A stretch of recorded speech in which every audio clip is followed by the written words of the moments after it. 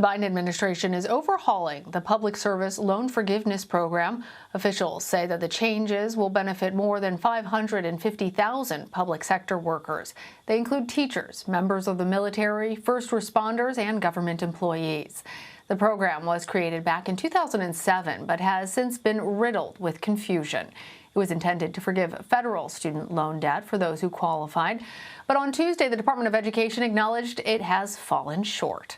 For more, I want to bring in Seth Frotman. He is the executive director of the nonprofit advocacy group Student Borrower Protection Center. Hi there, Seth. Walk us through the changes that we're going to be seeing. Thank you so much for having me on. This is a great day for teachers, nurses, so many frontline workers, members of the military, because more than a decade ago, Congress, facing ever-rising student loan balances, got really concerned about what this would mean for the impact on the best and the brightest entering critical public service fields. And they created this promise, which said that if you were willing to give back to your community, to our country for more than a decade, that at the end of that time, your loan would be forgiven. The problem is that borrowers did everything right. They served, they made payments, only to find out more than 9 out of 10 were denied this critical protection. And what the president did, what Secretary Cardona did today, was say, we're not going to tolerate that. We're going to say, if you fulfilled your end of the bargain, the federal government's going to fulfill theirs. Well, who will now qualify for loan forgiveness under this program, and what steps do they need to take? So one of the things that is really tremendous about this announcement is that you have hundreds of thousands of people currently in the system, people who have been teaching in our classrooms, people who have been serving on active duty, but they have been knocked off track. They were either lied to by their student loan company. They were sent to red tape and Byzantine rules in the Department of Education. And what the announcement today says is we're going to get you back on track. We're not going to say we're not going to help the people who have been left behind, but we're actually going to go back and ensure that their service counts. And if you are paying on your loan, regardless of if you got bad information from your student loan company or your loan got lost when your student loan got transferred, we're going to make sure that service counts. The Public Service Loan Forgiveness Program has been plagued with issues since it was created in 2007.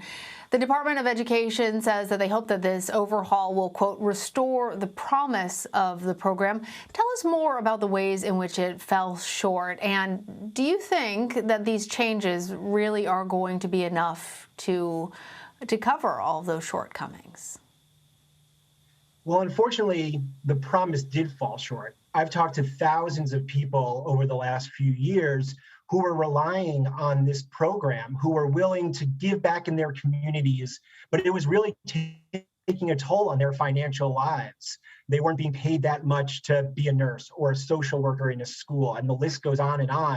And they were starting to leave their fields or question whether or not they could stay. And I was really concerned. I think what you see is the Secretary of Education was really concerned that we were losing critical people who were desperate in terms of our response to the coronavirus, desperate in terms of response of the educational needs this country has, desperate in terms of protecting our country. And what this means is that those people could rest a little easier. They could hopefully stay in their fields and continue to give so much back. And I think that's why the announcement today is so important. Well, we're looking at more than $1 trillion of student debt in this country. Is loan forgiveness the answer? And how much of an impact do you expect this to have? So I think that something that's really important to know is that these are protections that were put in place more than a decade ago. This is the law of the land. These are borrowers who did everything right and the federal government walked away. And what we see in this announcement is these borrowers don't deserve to be left behind or written off. What these borrowers deserve is to have their rights under the law and have their loans forgiven. And when you hear the stories today people responding to this announcement. Someone talked about how they cried in the shower because they were just so relieved that they would finally have a little money at the end of the month, that they could continue to teach in classrooms they love. And I think that's why this is so important. And it just shows the value of tackling the student debt crisis in this country and how much it means for the tens of millions of people who get a student loan bill each and every month. All right. Seth Frotman, thank you. Thank you.